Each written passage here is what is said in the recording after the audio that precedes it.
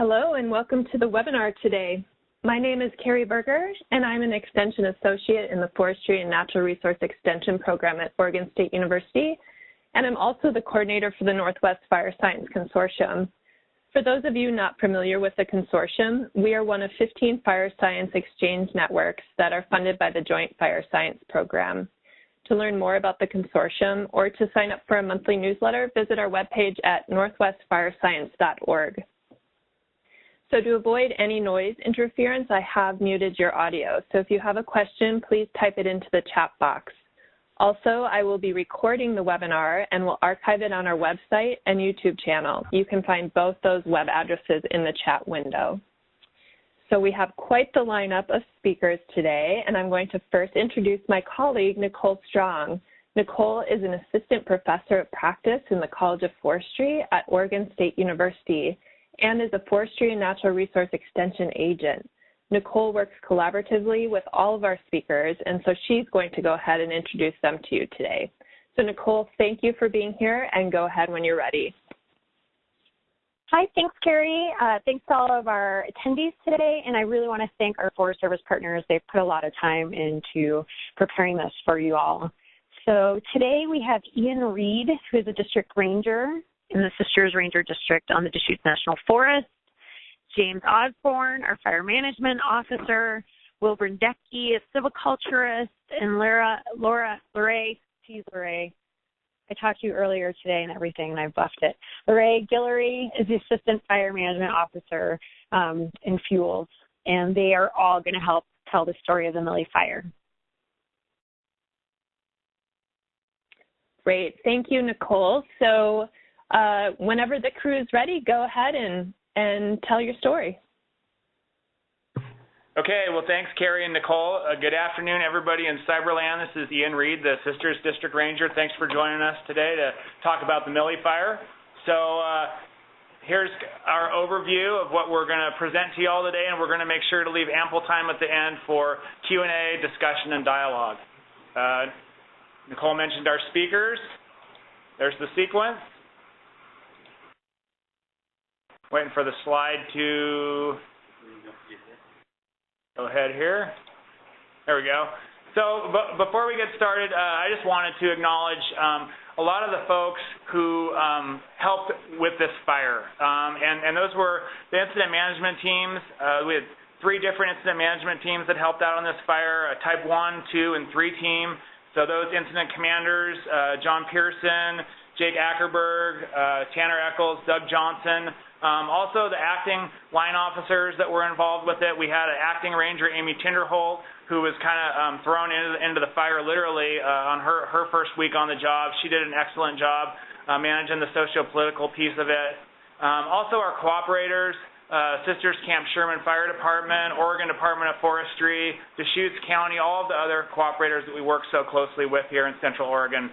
The folks on the district did an outstanding job in wearing multiple hats in that fire, just jumping in as needed, like folks on ranger districts always do, being that militia, and you know, no task too small or large for them to help out with. And then the COSMOS organization, the Central Oregon Fire Management Service, interagency. I did want to mention too, Bill Monroe was involved with the early inception of this webinar. He couldn't be here today, but I also wanted to acknowledge Bill. So just a little bit of background of the socio-political climate in Central Oregon. It's an area where it is a destination that people are attracted to from all over. The abundant outdoor recreation, the ample, both the craft beer scene, the numerous trails, just the outstanding quality of life has drawn people from all over to move to Central Oregon. Deschutes County is the fastest growing county in Oregon. The median home price in Bend just exceeded $410,000. And as you can see there from the graph on the right of your screen, some of our use data from our wilderness areas, that's the Three Sisters Wilderness area, you can see it looks like a E. coli colony in a petri dish right there with its growth curve. So it's no sign of slowing down. And in certain areas in Central Oregon, definitely the public is loving the area to death. So with that public growth, there are certainly challenges with that, and the Milli Fire is going to touch on some of those challenges. I did want to mention how there was pre-planning with the Milli Fire that tied to some of our previous NEPA. So you're going to hear in this webinar about our fuels treatment. We had the Sisters Area Fuels Reduction Project, also known as SAFER, and that was signed under an environmental assessment in 2007, so about 10 years ago, and the district has been implementing that project ever since. And these objectives I took right out of the environmental assessment, and you can read them as clear as I can, but basically some of the primary objectives for this NEPA dealt with safety to responders and fuel treatment. So you'll see that throughout this webinar how influential those treatments were in meeting the incident objectives for Milli.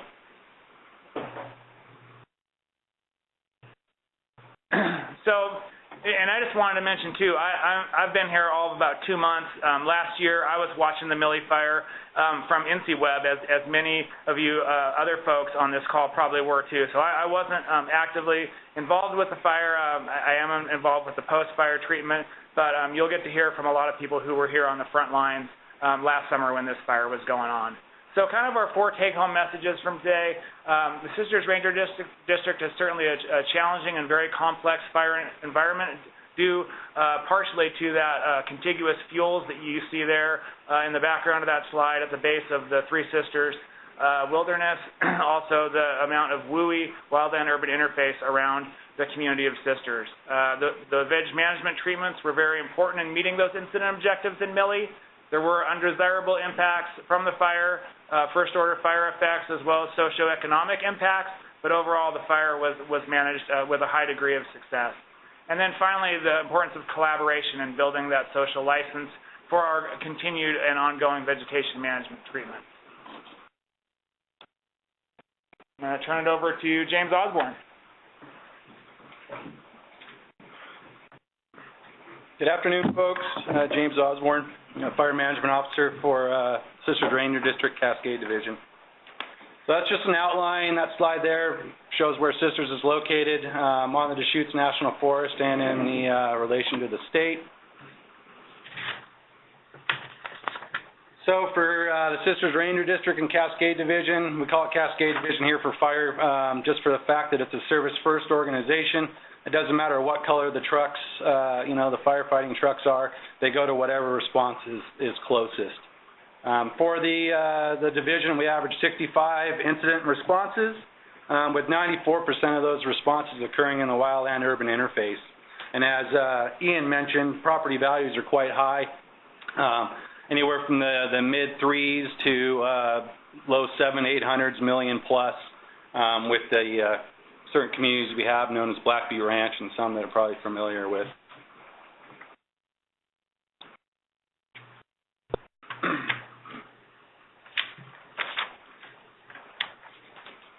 So for fuels and fire history on the division, there's a gradient of plant associations across the landscape here, starting at the Cascade Crest and going all the way down to the lowlands. We have mountain hemlock, both wet and dry mixed conifer, lodgepole pine, and then down in and around Sisters proper, ponderosa pine mainly, and then out east of Sisters we get into the juniper, sage, grassland fuel types.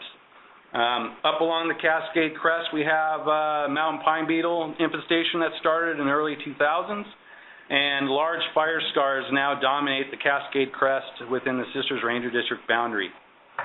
For fire spread here, generally starts at the higher elevations and then moves down towards the lower elevations and the values at risk.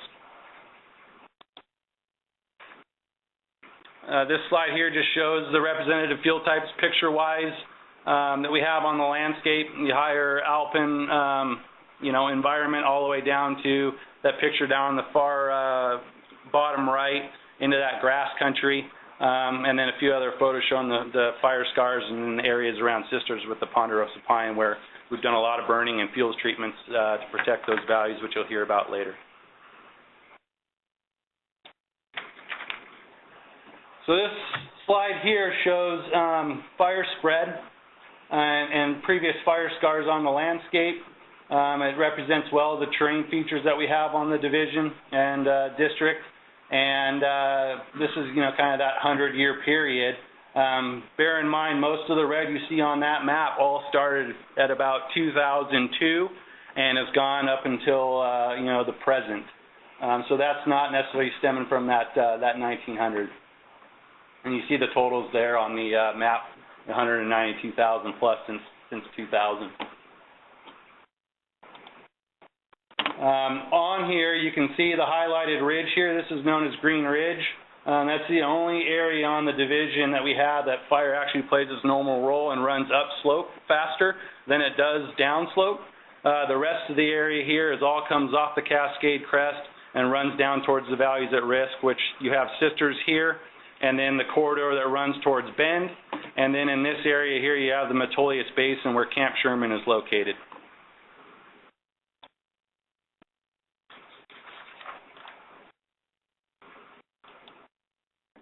This is just another map here that has a few other fires, a few other years.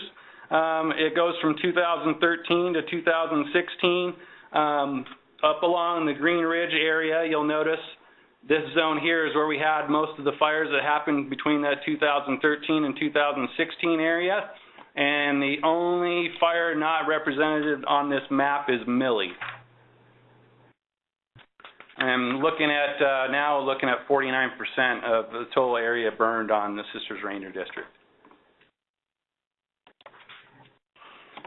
So one thing with Milli and what we're seeing on the ground is our fire scars are starting to reburn. We look at anywhere from a 7 to 12 year fire return interval. Most of our fire scars along the Cascade Crest that we have are all within a 15 to 16 year, where we're at in that new life cycle, and we're seeing fires starting to reburn in those locations. These areas are really unsafe for our firefighters. There's heavy snag component with brush that's growing up underneath and finer fuels. A lot of the snags are standing and pose a very high risk to firefighters. And so we've gotten to the point where we're not putting firefighters back into those locations, but we're looking at a more strategic approach to managing fire up in our wilderness areas where those snag components exist, and looking at strategic roads, in the exterior of the wilderness where we can actually put firefighters, have an ability to get them to definitive care if something does go wrong. And then also with those strategic roads, we're looking at control lines that we've used across the landscape for the last 15 plus years. So this is just setting the stage for the weather and fire conditions we saw last year. Temperatures were anywhere from 4 to 6 degrees above normal, basically starting in May and going all the way through the fire event. The graph down here on the left shows snow load. Our snow load, even though it was above normal last year, came off about the same time our lowest, snow load that we've had in the past. So about May, our snow was off and stayed off, and then the temperatures and fuels and fire behavior, ERCs, or energy release component, skyrocketed from about that mid-June point, or mid-May point here, shot up to June, and we had a dip because we had some moisture middle of June, and then it skyrocketed all the way up to August 13th, where we had a little weather change for a few days, and that was the same time you'll see as when Milli started, and then it climbs back up, staying quite high.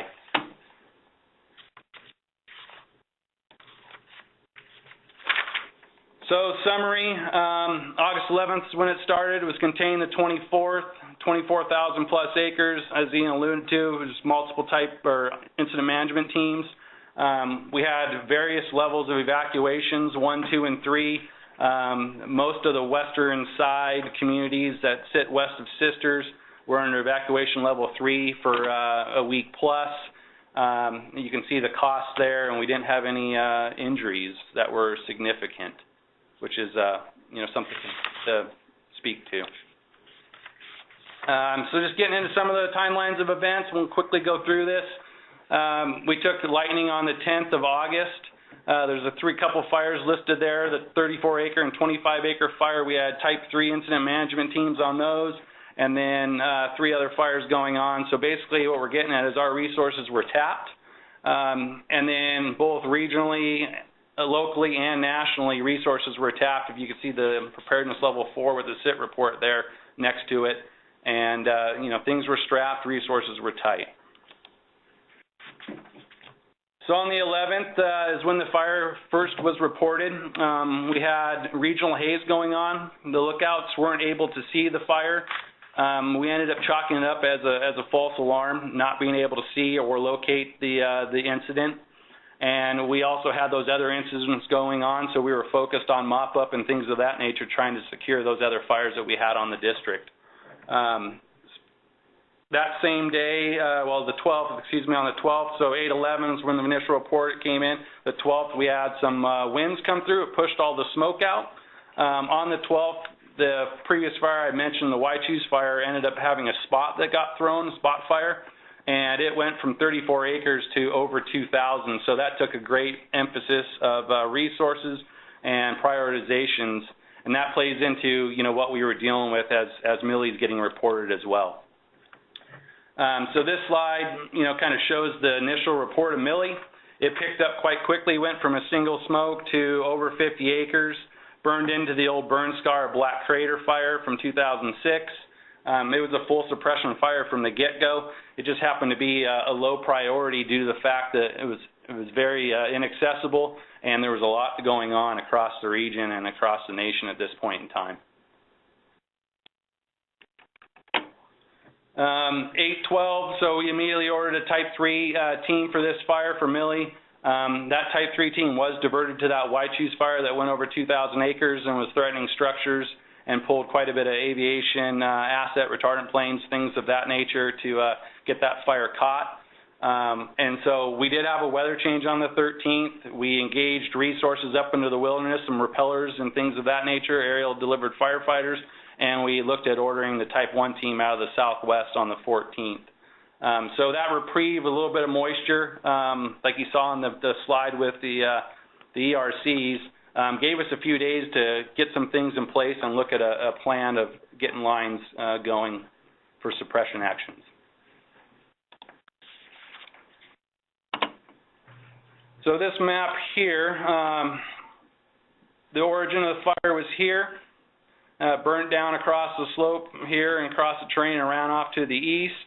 What you have here is, you know, the wilderness boundary, and then the white in relation to the map for folks is private ground. This is private timber ground. Private timber ground here, and then the rest of the white you see on this map has structures, homes, etc. This white blob here is Crossroads subdivision, over 200 homes in there, and then this is Edgington Remuda subdivision. Tollgate subdivision, and basically that western side of Sisters proper. And from here, the overall strategy was basically utilizing this road system and keeping it boxed into what is down here is the old Pole Creek fire scar from 2002. And so the focus initially was boxing things in here and then doing some work along the heel with those repellers. And just one thing of note, those repellers actually had to be pulled out due to fire behavior a couple days after the fire started. And from there, we'll go into Wilburn Decky.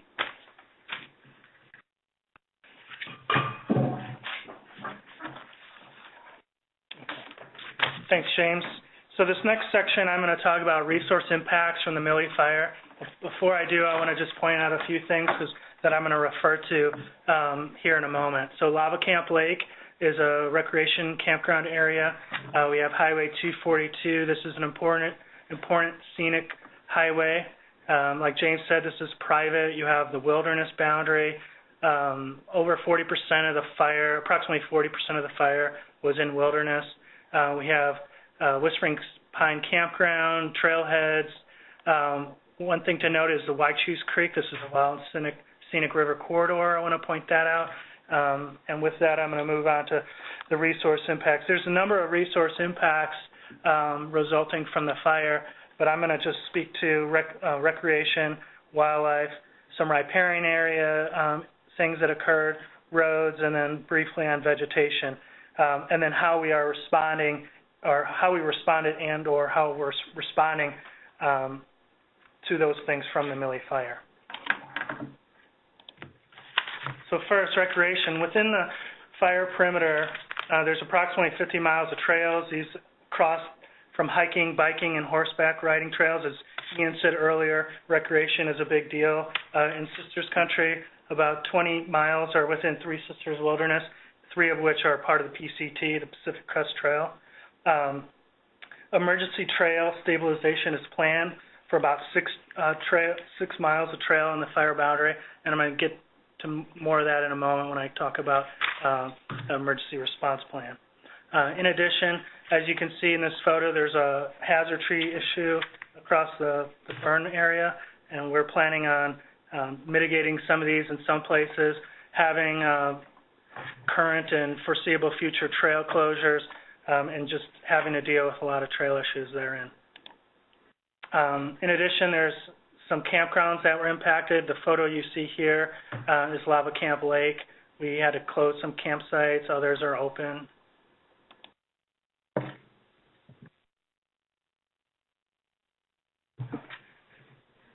So wildlife was impacted pretty heavily by the fire. As we know, wildfire impacts wildlife in many ways, with some species as winners and losers from post-fire conditions. For example, the creation of large areas that provide snag habitat can be very beneficial to cavity nesters, with many species, for example, black-backed woodpeckers, drawn to large, high-density snag patches. What is specifically interesting in the overlapping fire boundaries, and that is Black Crater, Polk Creek Fire. So Black Crater was 2006, Polk Creek Fire was 2012, and then Milli, 2017, created areas where forest succession has been reset more than once and where pre-Milli Fire snags were largely consumed, creating areas where snag presence is lost and where snag creation will take even longer. While this may not be a huge concern for some districts, here on the Sisters Ranger District, with approximately 50% of the area of the district burned in a relatively short amount of time, with future fires and the fire scars almost certain, this could create snag deficits over the very long term. So we're looking at those things. Now, across the district and within Milli, we are evaluating the quality and quantity of these previously burned areas and recognizing that over time, species utilization of these burned areas change. In other words, just looking at the raw number of snags does not always meet habitat requirements for all species. One thing I'm looking at more closely here is the northern spotted owl. While many other species and their habitats were affected, this is really the focus here in this talk. Northern spotted owl habitat was more concentrated on the west side of the fire, and that's allocated to that wilderness, and then to some degree to the northwest flank of Trout Creek Butte. Nesting, roosting, and foraging habitat was about 3,000 acres, with much of these acres receiving stand replacement high-severity fire. As a consequence, this has added to our recent past loss of spotted owl habitat across the district. On a positive note, and within one owl center, night operation burnout procedures help reduce fire severity. Currently, the nest tree endures with moderate losses to the surrounding nesting, roosting, and foraging habitat in that area. So riparian areas, there's about 20 miles of perennial, intermittent, and ephemeral riparian areas within the fire boundary. About 5 miles of this are Trout Creek, 3 miles are Deschutes Creek. Deschutes Creek, like I mentioned previous, is a wild and scenic river corridor which supports red band trout, steelhead, and recently reintroduced Chinook salmon. On a good note, fire effects in the riparian area were generally low, with portions of moderate intensity along Trout Creek. As a result, we're predicting short-term impacts, increased sedimentation, and stream temperatures. Large wood concentrations are expected to increase over the short term, but like I mentioned about those fire scars, long-term contributions are expected to be reduced. Talking to my fisheries and hydrologists, there will likely be some predicted increased flow into Trout Creek with no predicted impacts to infrastructure, and that's largely due to the prior improvements from the Black Crater fire and various culvert replacement and so forth that occurred.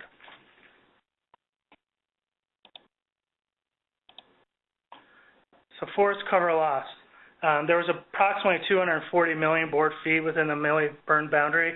This was LIDAR determined. And when you look at the ravage data set, which Lorraine is going to talk about, which is burn severity, about 100 million board feet was realized as loss, with over half of that in private, wilderness, and roadless.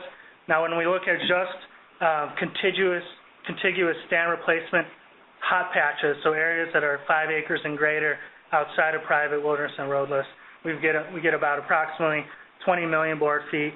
I present this as sort of a surrogate or an indice for other forest cover, forest metrics.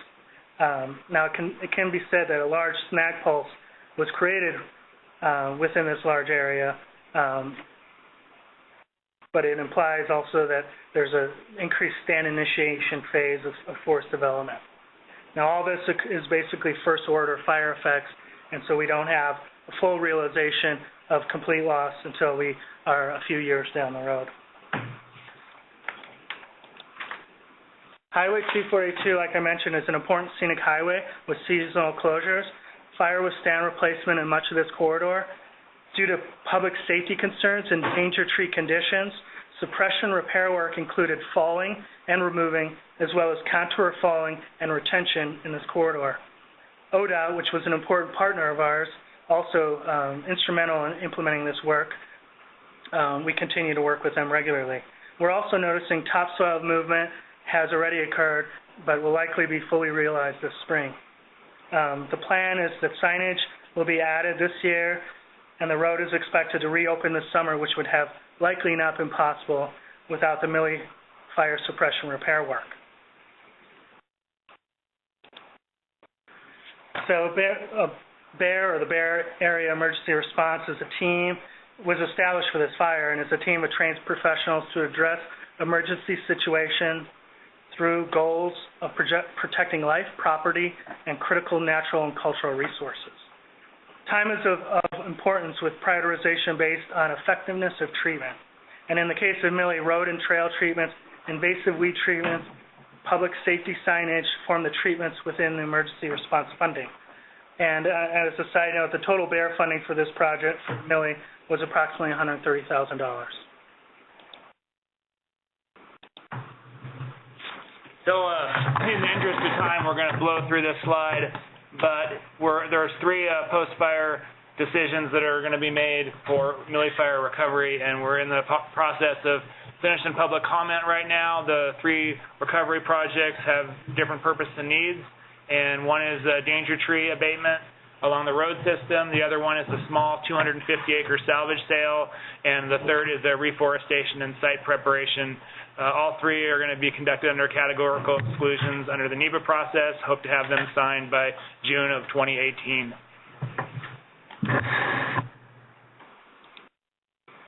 Okay, this is Lorraine Guillory, the Assistant Fire Management Officer, Fuels, and I'm going to be discussing some of the various vegetation treatments and burn severity that occurred within the Milli Fire. So as you can see here, Will alluded to us using the ravage data, which is the rapid assessment of veg condition after wildfire program. And basically what that does is it's considered an initial assessment that describes initial vegetation mortality about 30 days post-fire containment, but it doesn't really capture that delayed veg mortality that Will was talking about that we should see here in the time to come. And what I want to point out here is, as James pointed out, the origin area, you can see in these red areas where a lot of that, higher severity occurred, and even in some of the yellow. So you can just see this is that the pulse as, the wind drove the fire further to the east. So just mind those areas here as I go through slides and discuss, what occurred on which days and where the treatments were.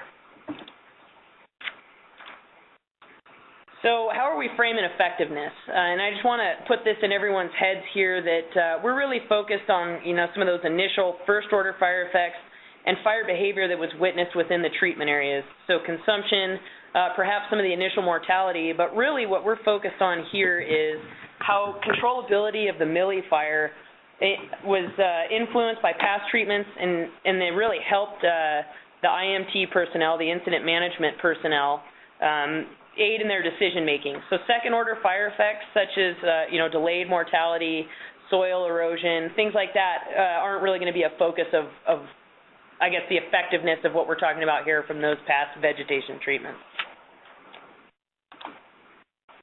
So what you can see here is the majority of the treatments within the fire perimeter stemmed from here, the Sisters Area Fuel Reduction Planning Area, so that you can see on the east side, and then also this McCash planning area here. And this right here is Pole Creek salvage, but it's very minimal. There's only one treatment from within there that actually was buffered along a road. So like I mentioned, it's going to be SAFER, which is Sisters Area Fuels Reduction, and McCash Vegetation Management.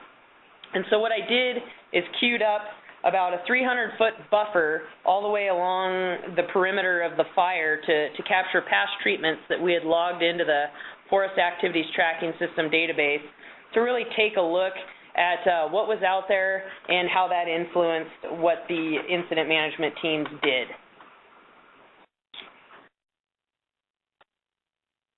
So in this slide here, you're going to see it gives a snapshot of the various treatments that are within the fire perimeter. And as you can see, we have what I'm going to call the northeastern corner here along Highway 242 and the 1018 road that was our first subset. So that's the northeastern area. And then we also have this, which is the head. As I mentioned, fire spread was pushed from the west to the east with those predominant winds. So this is going to be the southeastern portion of our treatments here. And various treatments that we added in was there's 1,062 acres of footprint treatments in about 10 years. So basically what I mean from footprint is there's going to be several stands and there's going to be multiple treatments across those same acres. So when you actually name out all the treatments that we had, there's just short of 2,700 acres of treatments across 10 years. So a lot of those included, mowing, masticating, various types of thinning, ladder fuel reduction, underburning, pruning, things of that nature. So in this slide here, I captured some of the fire severity on the northeast section of Milli, so along 242, and really, when you're looking at the severity key here and the various treatments we have, there's nothing that goes above a low severity within those stands. So the area was effectively used as an anchor point for fire management. So along here, and then they were able to bring fire both to the west and to the south with nighttime burnouts to essentially block off that section of 242 and create an indirect black line via burning out to buffer the main body of fire and those road systems. So the section of unburned right here is actually a burn that we did in May of 2017 in McCash, and that was used as a safety net for the IMT and fire personnel to actually catch spots from the main body of burning out that they were able to do, and they caught them fairly effortlessly. So now we move on to the southeast section of Milli, and as you can see in here, we did have a little bit of some moderate fire behavior in these little areas here, moderate severity. And really what that's resultant of is you see that main pulse that came through here in the ravage data and through the middle of the fire. And so some of those areas did get, they were exposed to a little higher intensities and resulted in, some higher severities near the middle of that wind-driven finger. So due to that, we did have some fire behavior that resulted, after some greater than 90th percentile weather. So that was definitely a factor in here. And this finger that I mentioned, this section in here, was actually part of a 3-mile run that happened as a result of 20-plus mile-an-hour winds.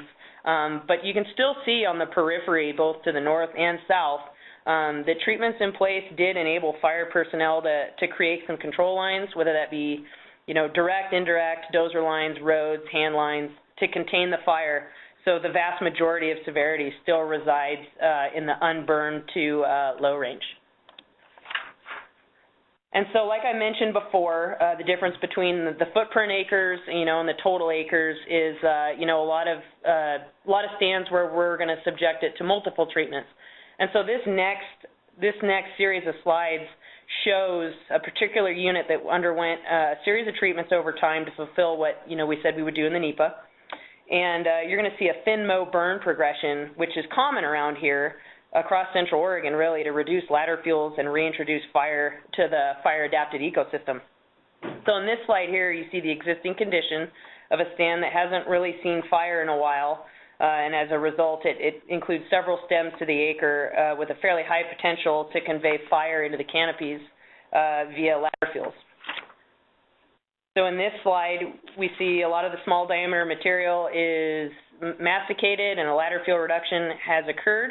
So we're going to call this year 0, but do notice the difference in the understory.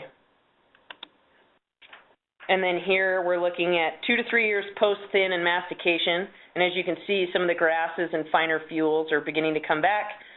Surface fire can be carried for a low-intensity burn. The stand is more open, and there's a pretty definitive gap between the canopy base and any understory growth that's occurring right now. So then here we're seeing that, we're roughly, 3 to 6 months post-burn, and we're immediately following the underburn. You can see scorch heights are low, 1 and 10 hour fuels are the majority of what was consumed. And so many of our underburns here occur about 3 years or so following mechanical treatment in order to kind of hit that sweet spot of, allowing some undergrowth to reestablish again, but we're going to still capitalize on the investment of reducing those ladder fuels. And here, 6 to 12 months post-underburn, we're still seeing some needle drape from the canopy lift. Some of the grasses are growing back, and then we get into this ideal state, at least for firefighting and response. We're about 2 years post-burn, underburn here, and it's really just a nice stand that allows fire personnel the opportunity to take more direct action on adjacent ignitions and decrease containment time. So how did various treatments aid in suppression actions?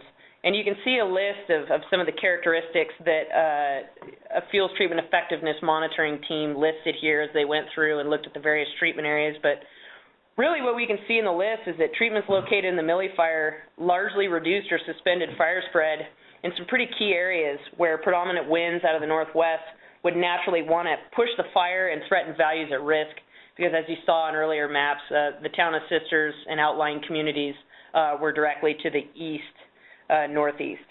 And fuels treatment effectiveness data gathered by the team showed that of the 33 polygons that they looked at, so 33 treatment areas, 25 of them were directly utilized and related to suppression strategies. So that's actually pretty impressive. And then this slide here just really kind of shows the various ways that fire behavior was altered as fire entered some of the treatment units. And so really what I want to point out here is you see this surface fire to surface fire category is the most predominant one, with 17 of the treatment areas exhibiting that. That really is what we're shooting to do in the NEPA. That says that the treatments are doing what they intended to do, which is reduce the crown fire activity and increase the safety margin for firefighters.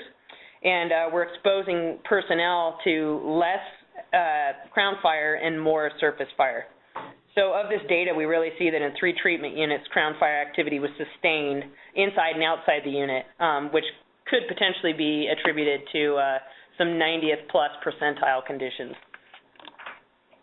And so I'm going to go fairly quickly over this burn progression time lapse, but Jim Edmonds provided this with some of the treatment areas, and what this shows here is we see the fire origin here on 8/15, and this is going to illustrate some of the larger growth days as we'll see spread to the east.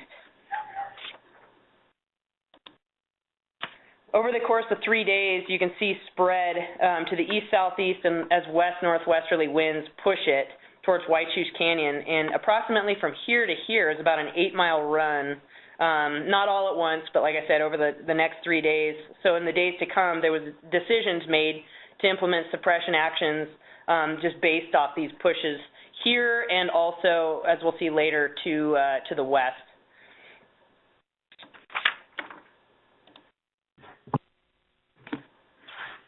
In this section here, we're looking at the Deschutes Overlook, which is just off the 16 road, and this is fairly indicative of some of the fire behavior on some of those larger runs.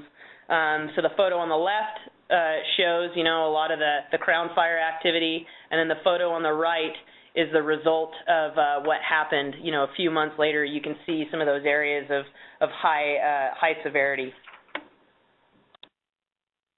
So in this slide here, one thing I really want to point out is, you know, we do see fire spread both to the west and east of the origin, but you notice here in that northeast section of fuels treatments that I mentioned, this is where the IMT started having personnel block off and do some night burning to really capitalize on those anchor points that were created by past fuels treatment activities. And so in this section, throughout the rest, I'm going to have James talk briefly about some of the management decisions that were made based on fire behavior. So yeah, as Lorraine mentioned, we started compartmentalizing and burning these units. This area here was a 2-mile run that ran off to the west downslope, nighttime fire behavior that was semi-unexpected from the FS Pro run.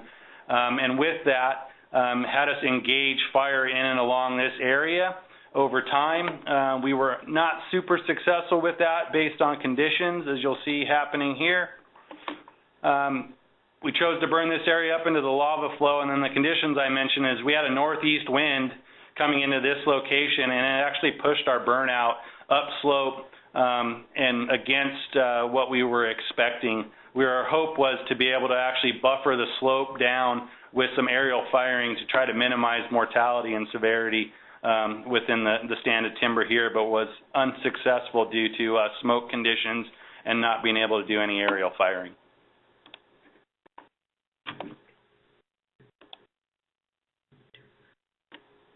And then again, the smoke conditions lifted from that northeast wind. We actually got more of that southwest flow off the lava field here that we have along the Cascade Crest, because you get a southwest flow and then you end up getting your predominant northwest here, and they generally kind of swirl around Black Crater proper. So then this fire became more active and actually lined up with the wind, and that's where you see that growth as it comes together. And then that's just showing the rest of the progression as it moves towards getting some moisture in September, and we'll give it back to Lorraine. Okay, so the last couple slides here, I just really wanted to illustrate some fuels treatments, some treated versus non-treated areas in both the Safer and the McCash areas. So this first slide here on the left-hand side is in Safer and the right, but the left-hand side was treated with a fin, and then on the right-hand side, you'll see that it was untreated. Not a lot of difference between some of the stems per acre, but you do see it's thicker on the right, and subsequently will most likely experience more mortality of that overstory. And then here is another photo along the 1018 road looking north, where you can see that area that I was talking about as the safety net on the northeast side where the road meets Highway 242, and then on the eastern side is fairly indicative of what natural fuels are like out there, thus, you know, really does prove the case of needing treatment. And so what does the fuels treatment effectiveness data really tell us as it's deciphered? And basically what it says is that, you know, the summary of what the FTE data shows is that surface fire spread, which was prevalent in a lot of the units, was a fairly large driver in suppression strategies and led to some increased controllability of the Milli Fire. And more often than not, crown fire activity outside the treatment units was reduced to surface fire spread once it entered the unit. Thank you.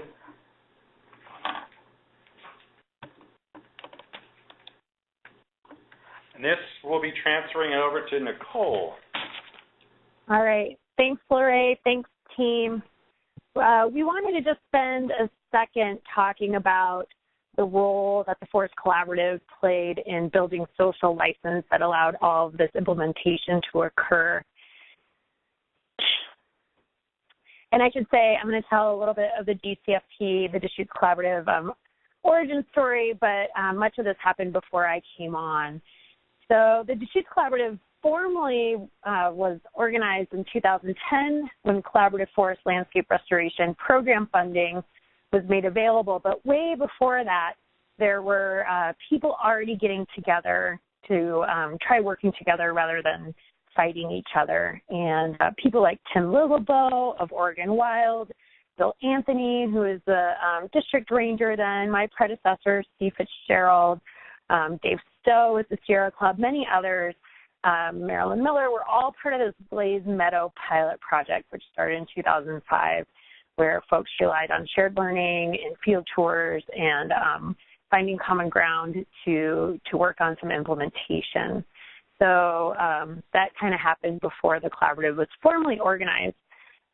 We currently are pretty effective. There is a steering committee and then 4 subcommittees that focus on either outreach, prescribed fire and smoke, restoration, implementation, and monitoring. I'm going to focus on just a couple of those subcommittees, the first being the restoration and monitoring subcommittees, which I've been under shared learning. And what that group has done is really dug into the science, gone out into the forest a lot, and dug into their social values to create landscape stand and project level recommendations for both dry forest and mixed conifer forests. And I want to tip our hat to Andrew Marshall and his group of folks who worked on answering really specific questions around mixed conifer forest structure and historic fire behavior in the Q project that really helped inform that process. We've also done work around wildlife habitat fragmentation and recreation and are currently working on a spatial heterogeneity project to look at how we're implementing dry forest recommendations. The Deschutes Collaborative also does a lot of outreach to work on that recreation forest user type. And I just wanted to point out that we work closely with the Forest Service so that we're not duplicating efforts. The Forest Service is really good at informing people, but the collaborative can get a little more into the hearts and minds and engage and inspire audiences. They do that through several different mechanisms.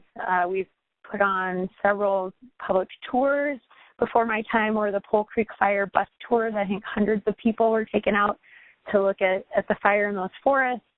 And we've done a few public leader and just interested stakeholder tours. And we work in conjunction with some of the work that's happening at the neighborhood and residential level with groups like Project Wildfire, the Extension Citizen Fire Academy, and the fire districts, as well as the Oregon Department of Forestry. Trying to reach a visitor forest user, we're here to play audience can be challenging. So we do a pretty thorough spring campaign, which is right around when people are getting into those lower elevation forests and the snow is melting out. So we have a multi-touch campaign with movie theater videos, street banners in the Old Mill District, which is the shopping district, print digital ads on news, beer coasters, all the places where people might be, trailheads. That's where we try to be as well. So I think some of the outcomes of this forest collaborative process is that we have economic, ecological, and social agreement for all the benefits of dry forest restoration. And there's a lot of increased trust and relationship that's been built for that. And I really commend the Forest Service for being active participants and willing partners in that. I think it can be really powerful for people who were once suspicious of the other to have a human attached to an organization and know that they can ask a specific individual when they have a question. And I think overall we're doing a good job in these communities and working together for common good. And I will pass it back on. Great. Well, thank you, Nicole, and thank you all for telling the Milli story today. It's very interesting. And at this point, I'd like to open it up for you all to ask your questions to this great group we have with us today. So while you're thinking about your questions and typing them into the chat box, I want to thank our speakers for talking with us and taking the time out of your day as well, out of their day, as well as you taking the time out of your day to listen in. And part of the consortium's mission is to disseminate regionally relevant information to our people, to our stakeholders in Oregon and Washington. And so we try to do this by offering a variety of opportunities for people to participate in, and hosting webinars is just one way that we accomplish that. So if you have an interesting idea for a webinar, please don't hesitate to get a hold of us. Again, our website is in the chat window there. And so let's check to see if there's any questions coming in. I don't see any so far. Yeah, I mean, overall, I'm trying to think of a question here, but it was such a well-said story, and I'm fascinated by all the fuel treatments and the role that played in how the Milli Fire behaved when it came through. So it looks like you guys might be sharing your screen. Oh, okay. I'll just give another minute or two to see if there's any questions for our speakers. Now's your chance. We have a whole lot of people online waiting to talk to you.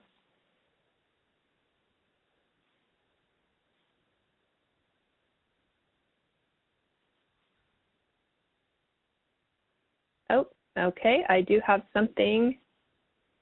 Let's see. I have a question that comes in. What are the lessons learned?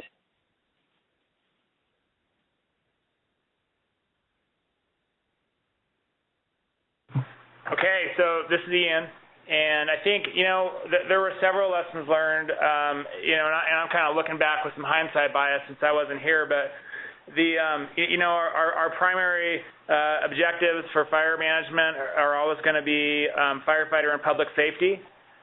So we were able to accomplish those with this fire, and the team was able to meet those objectives as delegated by the agency administrator, primarily because there was a good anchor point of treated areas in the WUI, in the wildland-urban interface, to work from. So I think that is a lesson learned in a sense that there was a lot of strategic planning that the different agencies, the Forest Service, had been doing for a long time to get out in front of this, realizing that this is a fire-adapted ecosystem, that fires move quickly in this landscape.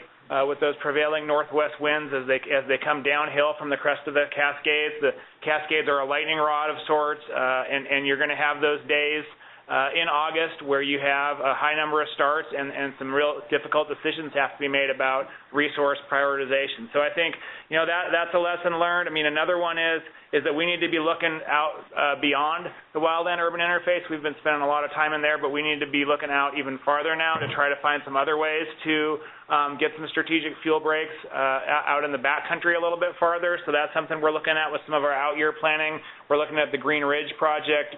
James showed you that fault block running north to south near Black Butte and Camp Sherman area. So that's an area where we're doing some future veg management. I think another lessons learned is it's not really a huge surprise, but the work is never done here. In a 5 to 15 year return interval for ponderosa pine, it's like mowing the lawn. You're never really done. Photosynthesis happens, so we just need to stay active and stay engaged and keep working with the public to help with that social license for smoke. Really, that's a big deal. And the collaborative and our partners are really helpful and important in sharing that message and getting that word out as well too, and getting that buy-in. So I think those are all kind of lessons learned. I think overall, like we mentioned some things, the fire was managed very successfully. It doesn't mean that there weren't some adverse impacts on wildlife habitat, on socioeconomic. I mean, the Sisters Folk Festival happens in early September, and it wasn't directly related to the Milli Fire per se, the cancellation of that, but it certainly was probably part of a cumulative effect, and that's $1 million loss to the town of Sisters in economic output. So that certainly some negative effects as well. Thank you, Ian. You just briefly mentioned smoke, and there's a question asking what were the smoke impacts on sisters? Well, this is James. I would say we had, several days of pretty hazardous levels of smoke in town, but it was a cumulative smoke, across the northwest at that point. We had fires going on the Willamette side of the Cascade Crest, multiple fires there, fire up near Jefferson, fires down on the Umpqua and down towards the Rogue Siskiyou that were all pushing smoke into the Central Oregon area. And so, we had some public messaging as Milli was actually winding down. You couldn't tell where the defined column was coming from. And so we had a lot of conversation whether, the townsfolk and people just coming over to recreate was it Milli smoke or was it, just cumulative smoke across the northwest at that point. And trying to share that message is tough because when you have a fire on your back doorstep, that's what they think it's pushing all that smoke into the town. But several days, if not weeks, of heavy smoke in town. Okay, thank you. So early on, resources were diverted to other fires. What would have been different if these resources were available from the start? I would say, it's all hindsight. We would have had a little more aggressive aircraft piece to it. That was all authorized through the district ranger. But the first couple of days when aircraft were actually available after the initial start, we knew it was there. We had that weather change on the 13th of August, and we actually had some moisture, and the cloud ceiling was quite low.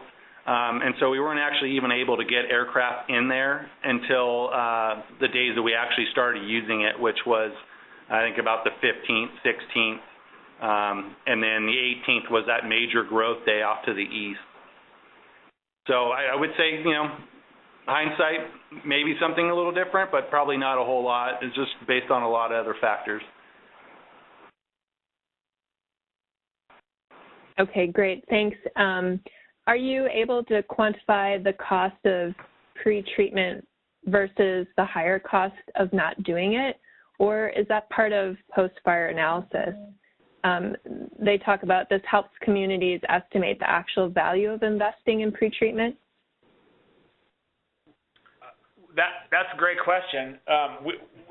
We would like some help with that, answering it.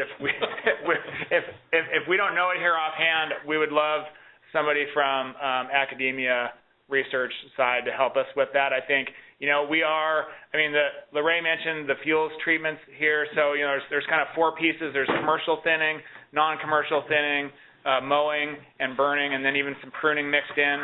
So the commercial treatment is ongoing. Right now, there's actually a purchaser out there working in the snow on one of these units right outside, out of the Safer project, right outside of one of these isolated subdivisions out there, Crossroads. So I think that would be, unless folks here have a really good sense of that cost analysis, that would be something that would be really helpful, for somebody to look at in depth here. And John Allen mentioned at one of our public meetings when we had 800 plus people in the school district auditorium when we had evacuations going, when we were getting similar questions of, is it good to do it on the front end or the back end, and what's right and what's not right. And I think he threw out a dollar figure of upwards of $20 million over the last 10 to 15 years that has been plugged into the treatments in and around sisters. You saw one of the slides there. We were at 16 plus million, kind of going into the ninth inning, and I would imagine that dollar figure is a little bit higher than that now. So you could figure, one fire over the course of all the other treatments that we've been doing over the last 15 years and maybe play it that way. Yeah, and I think most listeners are on the same page of, going in and doing pre-treatments. It's not going to prevent fire from occurring in the landscape. That's not the area we live in. But using these treatments to save communities and armor different areas to provide anchor points and so forth, like Lorraine and James were talking about. I think that's a hard question to answer because, like James says, it's going to be cheaper on the front end to do a lot of thinning and mowing and so forth. But there's definitely some some other interactions going on there. Yeah, this Ian, and I think too that so firefighter and public safety, number one objective. Second objective is going to be protecting values at risk. And I know just from working with realtors and stuff around here what the average prices of homes are in some of those communities, and they're out of my price range. So I know we didn't lose any structures. That was another big win for the Milli Fire management. So if you throw that into the equation, the economics really would probably get skewed even more. So. Right. Well, we're at time, and I just have, I believe it's a comment rather than a question, and I just want to go ahead and read it from an audience member. Lessons learned on burn scars and suppression strategy in IA capacity. I'm not sure what IA means. Big box from the get-go, and how to relay that message to the GAC level for resource needs versus the ultimate outcome. Amen. There's multiple other factors that are going on, and it depends on if you're a big fish in a small pond or vice versa. We became the priority, and we're at the top of the SIT report. I think 3 or 4 days after the initial start. That's how we got the Type 1 team. We had the eclipse going on. We forgot to mention that, but we had that going on. So we had a lot of other political and priority things happening, and it's all how you share that message with the GAC, with Northwest, with NIC, and those other acronyms, the other ordering locations that we do on federal side, and how you sell the product of what you got going on is huge. Absolutely. Well, we're at time, and I want to thank you again for coming on and telling us this great story of the Milli Fire. Thank you all for attending, and I hope to see you online with me again at our next webinar. Thank you, everybody.